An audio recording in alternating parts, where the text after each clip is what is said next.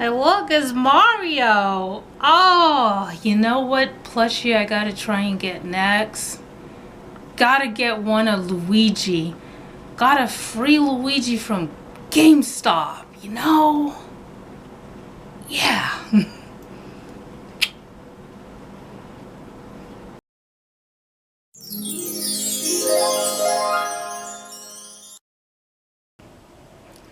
Hi folks, it's Otaku Gunso, and I am back again with a couple of things. This is going to be a really disorganized video, so just kind of bear with me right now.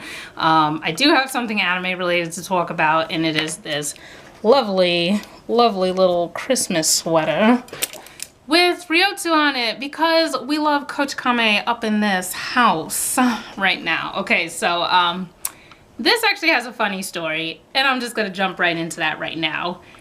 Be careful out there when you're looking for anime stuff. I'm gonna start it off right with that, all right?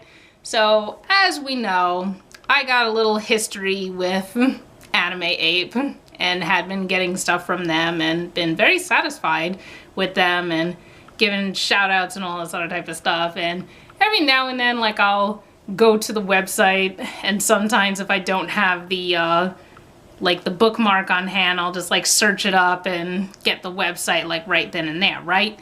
So like one day I looked up the website because I didn't have it on hand and I didn't want to sift through my bookmarks and just was like, oh, let's just put in the thing and find it or whatever. Well, anyway, I came across a bootleg website called Anime Bape. And basically they're kind of like a ripoff of Anime Ape, because when I went to the website, like first of all, they have the monkey. The name is the same, or not the same, but similar. Like, it's similar. And then they have the monkey, like, as their logo thing. And you go on there, and they got button-ups, Christmas sweaters. But they do have, like, shoes, and I guess, like, a couple other different things. But, like, when I messaged them about Shakugan no Shana merch, they never got back to me. So that kind of sucked. So then I showed them to Anime Ape directly, and I said, like, yo, you know, you got like another shop around here. They're like trying to rip off your craft a little bit here.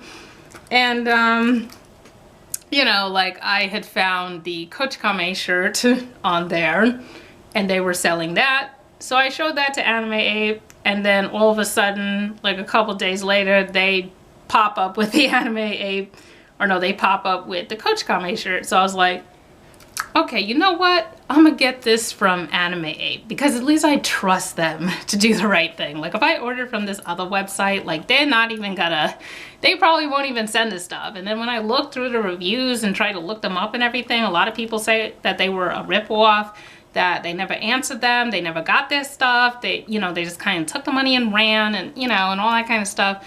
So I was like, yeah, definitely stick with Anime Ape if you're gonna get that type of stuff. But be careful out there, because there are some tricky knockoffs for the most part. But yeah, at least Anime Ape will not disappoint you in that regard. Even if they still have to hook me up with that Shakugan no Shana joint stuff. Please listen. But anyway, the next thing I'm going to talk about is I threw out Windows, and now I have Linux on my laptop, which, yay! If you saw all those wiggly windows, which by now you probably have, but look at that wiggle though. Oh! Seriously though, I threw out Windows, like it is not on my laptop anymore, and I have Linux now. And it's been a long time coming, because I wanted to do it for a while, and I had actually planned to do it before the year was out, so I had to really kind of do all my research and kind of, you know, jump around from like different distributions and stuff and kind of choose what I wanted to do from there. Like I started off, I got a recommendation from a friend to use Linux Mint. So then I used that for about a week, and then kind of tried out some of the alternative programs that I would have to eventually use. And then I jumped over to Zorin OS, and that looked pretty cool. And then that landed me into a very interesting lovey-dovey relationship with the GNOME desktop environment. And then I was on Solus with GNOME.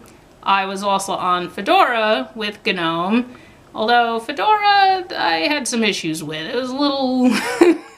when I first installed it, it wouldn't go to the desktop. That was kind of unfortunate, but I was using a spare, so, you know, I used a spare to like try out all of these, you know, so that was what that was. And then I had MX Linux, which is currently in the spare, and that one is pretty cool. Very sleek and simplistic and whatnot. And like I said, Linux Mint is cool, great introduction. So is Zorin OS, I would also say. Nice little introduction. Solus is fun. They had those little Zelda knockoffs. That was cool. Then like Fedora, if I had gotten it working, maybe I would have actually liked it. But I eventually settled on Garuda Linux because, I don't know, you know, like I'm a sucker for the aesthetics right now, and like those colorful icons that nobody else likes but me. Like very, very colorful, and just, I like the color scheme. I really do. So that's what I'm working with for the most part. Now, as far as the different programs I would have to use, I mainly used on Windows, Photoshop, Filmora for video editing, and Adobe Premiere for when I would track for my covers, my song covers, and things like that. So to replace those at the time, or at this time, I tried GIMP, and GIMP is actually pretty cool. Like, I busted out a couple of new wallpapers. I'll probably link to those at some point in the description or whatever. And yeah, I was running with a Shakugan no Shana theme because we love it around here, and you know, gotta rap. But it's actually kind of funny to think, before that I hadn't made a wallpaper in Photoshop since 2019, and GIMP was kind of like a fresh start for me in a way to kind of like get back into doing that. And I mean, GIMP is it's pretty cool. Like, I like the fact that you could bring over stuff from Photoshop. Like, so you could bring over files, you could bring over like the brushes and stuff like that. So I didn't have to lose my brushes. I should have backed them up, but I can still get brushes to use. So that's a good thing. But yeah, GIMP was pretty nice. The only downside with it is that it does take, like, some stuff that you could do in Photoshop, like, takes maybe 2 to 3 steps more to do in GIMP, and then you have to do it differently.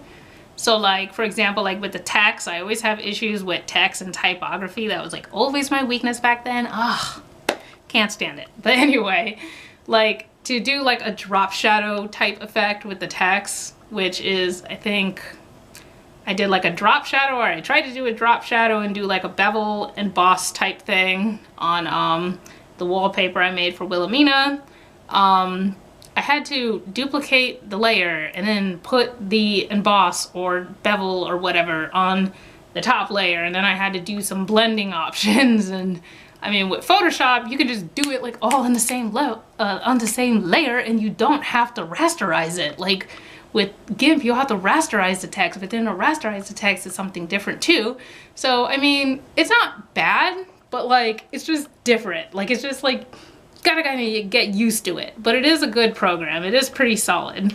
Now, the next one is the video editor to replace. And I'm telling you, I gotta be honest, I don't think a lot of things could replace Filmora. Because like, Filmora got like all those little effects and borders and, you know, transitions and stuff that you could get. I do not know if Kdenlive can do all of that, but I did tinker around with the video editor that my time spent on Linux Mint, and I was able to get, you know, some pretty decent effects. But like with Photoshop compared to GIMP, you have to do it a little bit different to get it to do what you want it to do. It is not bad, it is just different. But it is workable. Now, whether I can get all the borders and stuff like that, I don't know if that's the case, but it's not the worst thing in the world. You know, I could probably go without it, and I could probably just make my own little, you know, I'll figure out something. But anyway, it is a pretty cool program in that regard. It's just a little bit different, just like GIMP is a little bit different. Now, the hardest one I feel like I'm going to struggle with the most, and this is definitely going to affect covers that will be coming out in the upcoming century or whatever, is Ardour. And Ardour is what I will be replacing Adobe Premiere with. And Ardour, it's not complicated. Like, I actually busted out a couple of notification sounds using Ardour, and I had to like cut it and put like the fade and the outer fade, you know, and all that kind of stuff, because I got a notification sound for everything. I got a notification sound for when I charge my laptop, when the battery goes low, when the battery is fully charged, when I log on, log off, warnings, notifications. I even got like one for when my email, which Thunderbird is rolling so smoothly on this. And I mean, I've been using Thunderbird since, I don't even remember how long, but on Windows, they only let you have 2 accounts in Thunderbird.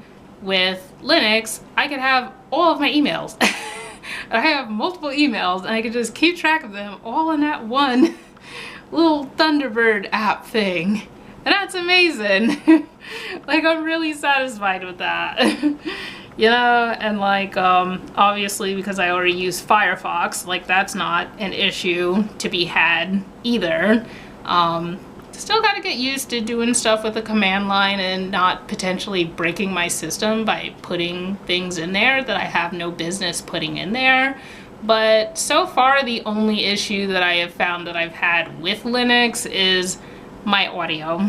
Like, the Bang & Olufsen, or however you say that, I guess has some compatibility issues with Linux, so my sound is not as good. But like, if I stick it into a TV, then it'll take the audio from the TV, which is not the worst thing in the world. But if you like to listen to music a lot, then that's probably gonna be kind of a downside for you. And I mean, Easy Effect and like James DSP can only go so far when like maybe 2 out of 4 of your speakers are actually working. And I mean, I've tried tweaking around with it, but you know, I just couldn't really find anything. And then I used the Retasker, and then that just like crashed my whole setup, and then I had to like force a shutdown, so that wasn't fun. But for the most part, there is a good 95% satisfaction with Linux, and the benefits are outweighing the negatives at this point. I mean, yeah, my sound is a little bit funky, but you know, my laptop is running smooth. It's not chugging, okay? Like, I would get a bit of chugging, like especially with using Filmora, you know, and like I would just be in there, and I know one of the last updates I had before I dumped Windows, they put that autopilot or copilot or whatever the heck in my system, and I uninstalled that crap, and then after that I just like threw out Windows, installed Linux the next day.